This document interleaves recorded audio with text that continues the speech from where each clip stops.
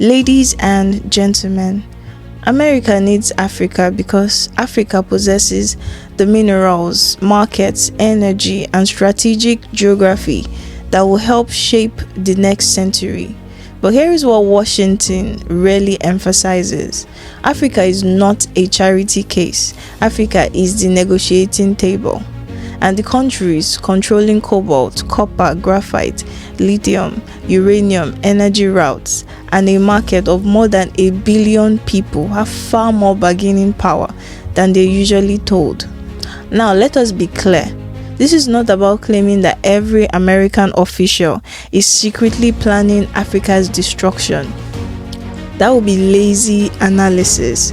The real issue is simpler. Every major power, the United States, China, Russia, the European Union, and the Gulf states, is pursuing its own interest. So the question is not whether America wants a relationship with Africa. The real question is, what kind of relationship does America want, and what does Africa get in return? If you're getting any value, kindly do well to hit the like, share, and subscribe button. First, ladies and gentlemen, Africa's natural resources are not merely underground wealth. They are leverage. The global energy transition requires enormous quantities of minerals. The World Bank has noted that Africa holds roughly 30% of the world's mineral reserves, while demand for key minerals could nearly double by 2040, and the United States knows this. In a 2026 State Development Statement, Washington openly described its goal as ensuring that critical minerals from Africa begin flowing west towards the United States. That is not a conspiracy theory. That is a policy objective. Now, here's where it gets really interesting. If Africa exports raw cobalt and imports batteries, if Africa exports lithium and imports electric vehicles, if Africa exports crude oil and imports refined fuel, then Africa may possess the resource, but somebody else captures most of the value.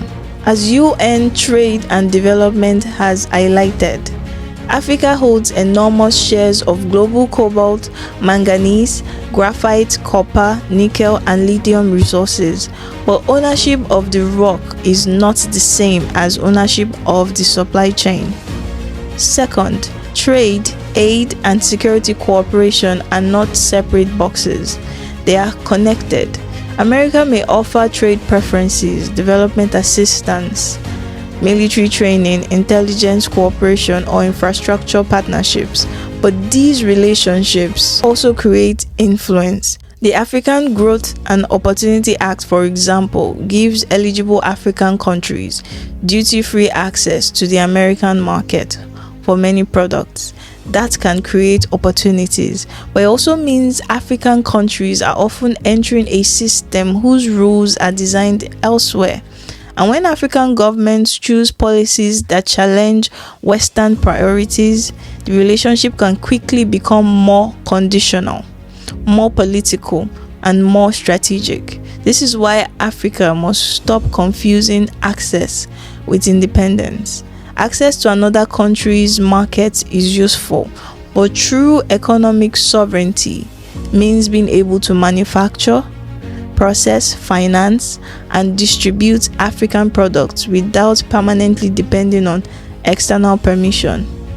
Third, the greatest advantage Africa possesses is not one mine, one president, or one military alliance. It is unity.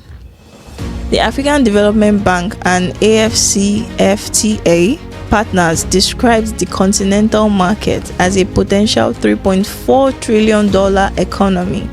Yet, intra-African trade still represents only about 15 to 18% of Africa's total trade, far below the levels seen in Europe and Asia. Let that sink in. Africa trades more with external powers than it trades with itself. That means foreign companies can negotiate with African countries one by one, buying resources cheaply, competing governments against each other, and exporting value abroad. But a united African market can demand local processing. It can coordinate mineral policy. It can build African supply chains. It can negotiate with Washington, Beijing, Brussels, and Moscow from a position of strength. The United States may want African minerals. China may want African infrastructure partnerships. Europe may want African energy. Russia may want security influence. But Africa does not have to choose between submission and isolation. Africa can cooperate with everyone while surrendering to no one. So what does the US not want Africa knowing? Perhaps the real answer is this: Africa is not powerless. Africa is under-organized. There is a difference. The continent does not need to reject every foreign partnership. It needs better terms. It needs value addition instead of raw exports.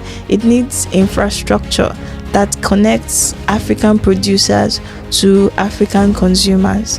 It needs financial systems that reduce dependence on outside currencies. And it needs leaders who understand that sovereignty is not a speech.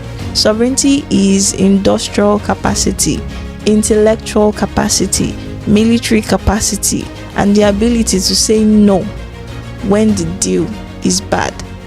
The question is no longer whether America needs Africa. The question is whether Africa will continue selling access cheaply or finally build ownership. What do you think about this? Do let me know your thoughts in the comment section below. Representing A2 is Flo. Thank you, and I'll see you in the next one.